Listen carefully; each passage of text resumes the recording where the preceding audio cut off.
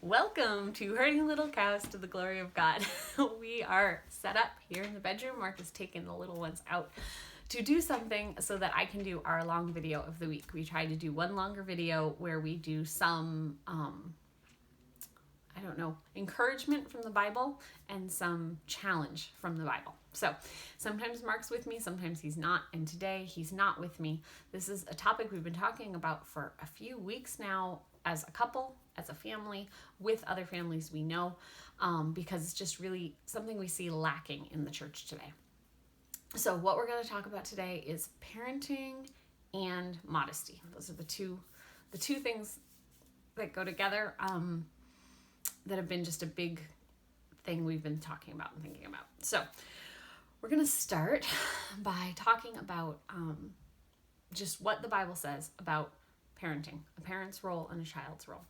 So in Ephesians 6, 1, 2, and 3, it says, "Children, obey your parents in the Lord, as this is right. Honor your father and mother, for this is the first commandment with a promise, that it may go well with you and you may live long on the earth." It then goes on to say about fathers not exasperating your children. I think that's how it says it. So I've got my handy dandy phone right here. I'm going to look up that verse because I have the first part memorized, but I want to make sure that I don't misquote it. So Ephesians 6. I said the first 3 verses, "Children, obey your parents."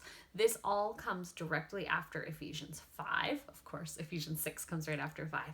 But in Ephesians 5, it's talking about the role of wives and husbands, and wives submitting to their husbands as to the Lord, husbands loving their wives as Christ loved the church. And we've talked about that in other passages, but it's this mutual relationship that's going on. It's not the idea of a servant to his master and the master ruling over them. It's more of someone has to be the head. And in our family, we try to follow these biblical roles as best as possible. Mark is the head, and I submit to that. That doesn't mean that I'm a doormat. That doesn't mean that Mark can just tell me what to do. It means that we acknowledge that somebody has to make the final decisions for our family, and somebody is ultimately responsible to the higher authority, which is God. I am responsible for my actions in front of God, but Mark has a responsibility over the whole family, just as a pastor and elder has responsibility over those that he shepherds, just as the head of a company has authority over those under him. It doesn't mean that that person, in the idea of the church or in the idea of marriage, can just, put the bar really high and just be really mean about bringing out those things. It's the person has been put in charge to make sure that the biblical mandates are being met, the biblical commands, that people are seeing the sin that's around them, that they're dealing with the issues in their own lives, that we're building each other up, that the unit is working together, whether that be the church or the family. One person is tasked with that leadership. And as a wife, I have willingly put myself under my husband's authority. And again, that doesn't mean that I get to do just whatever I want. I hear the baby outside the door. Doesn't mean that he doesn't get to just tell me what to do. It's that I am willingly saying, you are head over this and we're going to go by what you say. Sometimes that's as simple as, what would you like for supper tonight? Most of the times he says, I don't care, and I pick what we want for supper. And I don't even ask him every day. I don't say that lightly. I'm just saying that that's one of those things that he doesn't necessarily care about in the house, what we're having for dinner every night. Sometimes your husband may want that, and that's a whole different video of husband and wife's responsibilities to each other. But I'm just starting that this Ephesians 6 comes directly after this idea that there is somebody who's in authority who is responsible to the authority above them, which is God, above the husband, and the wife willingly putting herself in the next place down. Submission is a little different than obedience, and we'll talk about that in a minute. So then it goes on to the husband loving his wife as Christ loved the church and gave up his life for her. So this isn't a husband coming and just giving commands. It's a husband who's willing to sacrifice for his family, a husband who's willing to leave the things that he wants to do to make sure he's bettering the family. And not every husband does that perfectly, and not every wife submits perfectly. We're supposed to be an example of Christ and the church, but we're not going to be able to, the husband's never going to be able to perfect Christ figure, and we're never going to be able to be exactly the pure, perfect bride of Christ that is shown in the Bible. So we need to try to be the picture of that as best we can. So all of that to say, we're now going into the children obeying their parents. So I just got to get to the next part so I don't misquote it. Okay, so I'm just using BibleGateway.com. If you don't know this, I just looked up an ESV version of Ephesians 6 because I don't have my Bible in the room with me or where I can get to it easily. So, children, obey your parents in the Lord, for this is right. Honor your father and mother. This is the first commandment with the promise. As you can see here, it says in the Lord, in the same way that it says, wives, submit to your husbands as to the Lord. This is not telling a child, obey your parents if they tell you to sin. It's not saying, if your daddy tells you to go lie to the neighbor, then you should do that. It's saying, in the Lord. What can you do in the Lord to obey your parents? If your father tells you to go to bed early tonight, he's not telling you to sin. And you can do that willingly, because obeying your parents is a form of worship to the Lord. It's something he's asked you, that the Lord has asked you to do. And if you can do it in a way that's not making you sin, you don't do the things that are making you sin. But if your parent is asking you to do something that's not sinful, you're actually glorifying God, and it's a form of worship to be obeying your parents in those things. So children, obey your parents in the Lord, for this is right. Honor your father and mother. This is the first commandment with a promise, that it may go well with you and you may live long in the land. That was the promise he gave in the 10 commandments, that your days would be long in the land if you honor your father and mother. The next verse says, fathers, do not provoke your children to anger, but bring them up in the discipline and the instruction of the Lord.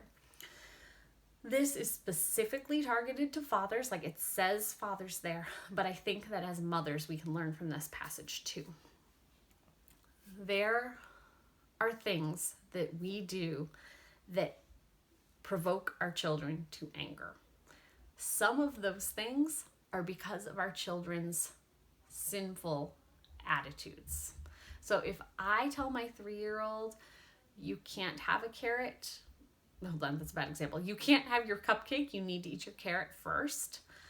I am not asking them to sin. I'm not asking them to do anything that's even exceptionally hard. And sometimes my child can get angry at me.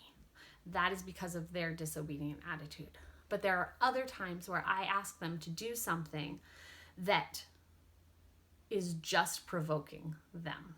When you have a child who is overtired and needs to go to sleep, and you ask them to stay up and do an hour's worth of math homework, you might be provoking them to anger. It's not a great example. It was the first thing that came to mind. But are there times that maybe you talk to them in such a way that they're being provoked to anger? You're asking them questions that you already know the answer to in such a way that's provoking anger. Are you maybe being sarcastic with them? Another way to provoke your children to anger is to not actually give them detailed instructions on what they're supposed to do. I'm just saying right now, this video is probably going to be all over the place because things are coming to my mind as we're talking about this even, that I haven't, it's been days in the making. Okay, so the example of the math problem. Have you explained to your child that math homework needs to be done before bedtime tonight? Or was your child under the impression that they had all weekend to do that math homework and it's only Friday night right now. And you didn't clearly say the math homework had to be done before bedtime. Because if you then change the guidelines and suddenly say, no, you can't go to sleep until this homework is done, that might provoke a kid to anger. I know that when I'm tired, like I still, after the kids go to bed, I still go and do some chores and stuff like that. But if my husband was suddenly like, okay, I need you to stay up for an extra hour because we're going to do this construction project, I'd be like, but I want to go to bed. I'm so tired, And there are things that are not, like, the Bible talks about being angry and that there's righteous anger and all of those things. I'm not trying to talk about that, but like, I would be frustrated and upset because I had my mind on, I'm going to go take a nap or go to bed. And now I'm being asked to do this. So as parents, one of the ways we can provoke our children to anger is by changing the guidelines all the time. If yesterday this activity was okay, and today this activity is not okay, and there's no explanation of why the difference, then you could cause anger in your child. So if yesterday it was okay to jump on the bed, and today you just say, no, you're not supposed to jump on the bed, your child's going to be confused. Your child's going to be frustrated and maybe even get angry. I think there's a difference, though, to explain. So yesterday we were jumping on the bed, but today we have friends over and I'm afraid it's going to get too rough, so we're not going to jump on the bed today. Or we were having fun jumping on the bed yesterday, but remember last night your foot hurt, so we're not going to jump on the bed today because we don't want that to happen. That's fine. And sometimes you do just have to say, I know we did this yesterday, but we're not doing this today. This used to be the normal. I can't explain why it's not the normal anymore, but this is how it has to be. And your child has to obey you. Like the Bible says, children, obey your parents in the Lord. That's their way of showing God obedience, is by obeying you. But, and I'm not saying be heavy-handed about this or anything, but understand that your child doesn't understand all the things that are going on in your mind when you just say, no, we're not doing that activity. Maybe it was fine to play outside yesterday, and today there's a wildfire nearby, and it's not okay because it's smoky. Maybe you don't want to scare them by explaining the smoke. And so that would be a time maybe that you need to just say, no, this is what it's going to be. But if they're old enough, if they're wise enough to do it, say, you know what? There's a fire outside. It's too smoky. It's going to hurt our lungs. We're going to stay in. And your child will learn that you're not just making random rules depending on the moment and how you feel. You actually have a reason you're making those rules, which gets back to what we're talking about. Why are we making the rules that we make? If we're not making them based on the Bible, we need to make sure that we're consistent in the things we're saying. And when we're basing them on the Bible. But we need to make sure that our children understand why that is a rule for us so that they can better obey that rule. Here's an example of that. For our children, for our family, we do not jump on beds and we do not jump on trampolines. That is not a rule everyone has to follow. I'm not saying you're a bad parent if you let your child do those things. In our family, we have some joint issues. And so we have had children hurt jumping on beds and jumping on trampolines. Because we don't know all the issues and which children have these issues, we have chosen as a family, this is something we do not do. Our kids know that that's the rule. Do we sometimes go to someone's house and they mention the trampoline and our kids are like, please? Yes. But the older ones understand why we've given them that rule. They understand, they can explain to somebody, like let's say that I had somebody else watching the kids. Someone got hurt, I had to take them to drop off at somebody's house so I could take a kid to the ER. My older girls know we don't do those activities and would be able to explain to somebody, the reason we don't jump on trampolines is this, so that we can keep our family safe. It also helps the child know if another activity is safe or not.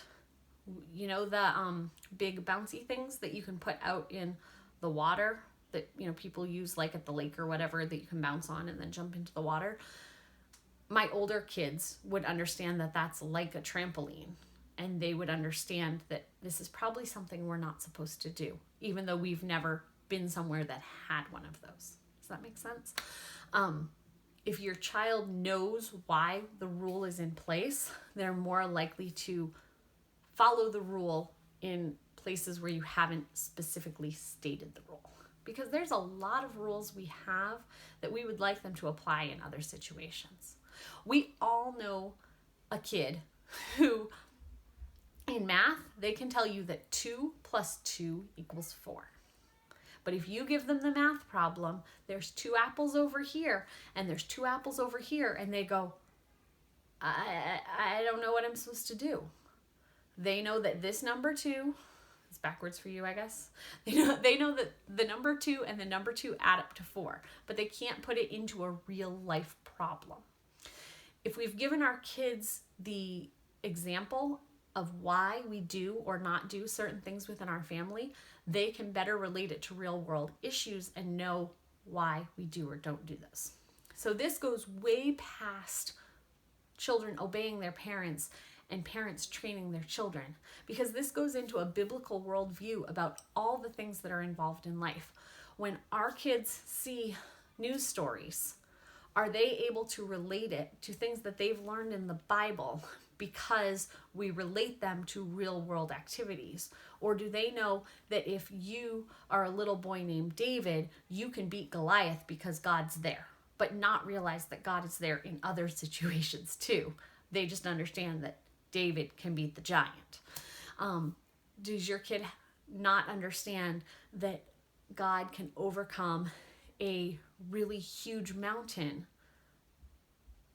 because they think that Moses was special and able to part the Red Sea?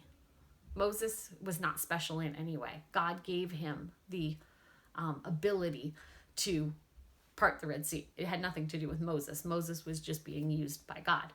God parted the Red Sea. And does your child know that their God is that big? I guess that's what I wanted to share, was we need to be doing things because the Bible tells us to do them, and explain to our children that the reason we're doing it is because the Bible tells us to do it. So, not provoking your children to anger can be explaining why you do what you do. And then the next part of that verse is, but bring them up in the discipline and the instruction of the Lord. Are you asking your kids to do things because of the way it will glorify God? So as a family, we do certain things because we feel it is the best way to glorify God. We do not watch certain movies. We do not read certain books. We do not listen to certain music. Not that those things necessarily are inherently evil, but are they building us up in Christ? Are they glorifying God in the things we do? Are they showing us what we should be doing as Christians? Or even possibly, are they pointing out sin in the evil that sin is? There are a lot of movies out there right now, I'm just using movies as an example, that promote sinful lifestyles as if they are good. And if that is what your kids are seeing, and then you're telling them, no, it's wrong for you to live like this, after the movie has made it look like there's no problem, kids are going to be confused. They're going to feel like you're inconsistent. If it is okay for those 2 actors to be doing that thing on the screen, let's say it's an adulterous relationship. If it is okay for those 2 actors to be doing it on the screen, why is it not okay for Uncle Jimmy to be having that affair? If it's okay for that person to be stealing on the movie, why is it not okay that I steal from the store? If we're glorifying sin and making it okay in certain situations, then that's a problem. Also, if you're being inconsistent and saying that the sin is okay for some, like if you point it out in somebody else's life, but you're not willing to point it out in the lives of your family, that's wrong also. So it is wrong. Let's say the example of lying. You meet somebody, you recognize they're lying, maybe calling it out in front of the person, maybe calling it, like talking to your child about it in private, either one of those, but having your child know what that person is doing is wrong. But then if you're not willing to, apologize publicly to your family if you're lying about something, if you're not willing to repent in front of them, that's also an inconsistency there.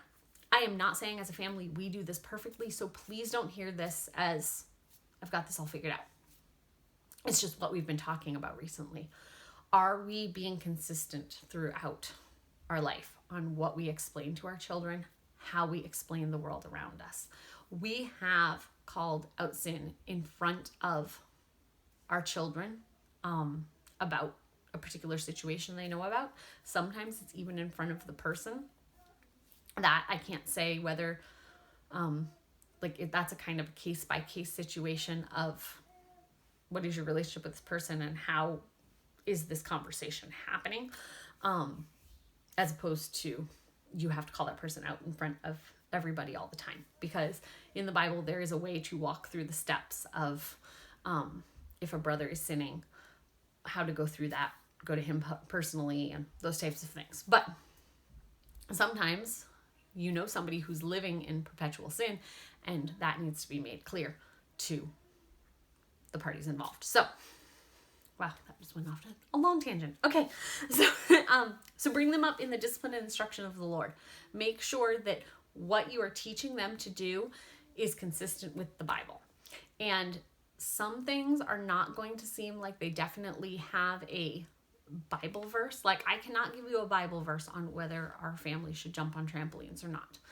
That's not a Bible verse. But for our family to be able to do the things that God would have us to do, to be able to glorify him by being able to minister to other people and things, getting hurt is not in the day-to-day life of what we need to be able to do the things that God has already called us to do. We have ministry within our family. We have ministry out of our family.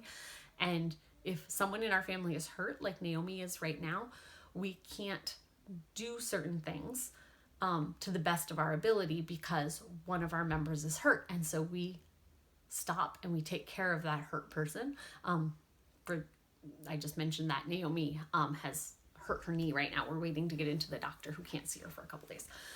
But, we have things that God has called us to do. As a wife, God has called me to do certain things. And I kind of talked about this on our video the other day.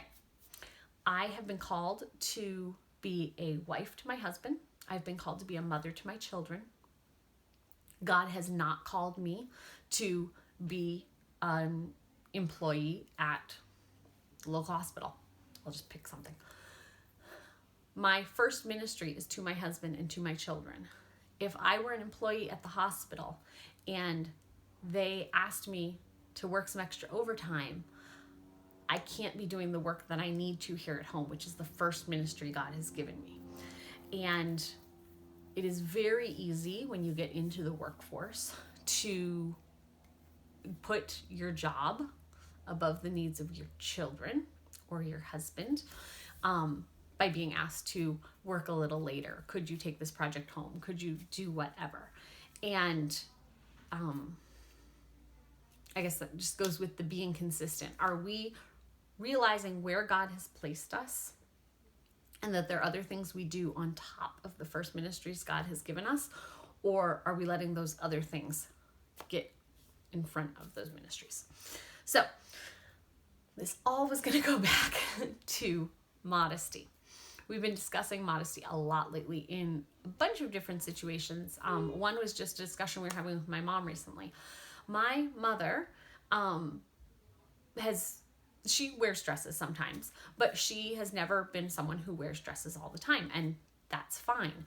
The discussion started because she was talking with the kids, and one of the younger ones said something about her wearing skirts, and she said, well, the Bible doesn't say that you have to wear a skirt, and I totally agree with that. And all of our older kids could tell you that we do not wear skirts because the Bible tells So, like, that is not the reason we do it, because the Bible talks about modesty. It does not talk about a woman wearing skirts. It talks about a woman not wearing man's clothing and a man not wearing woman's clothing.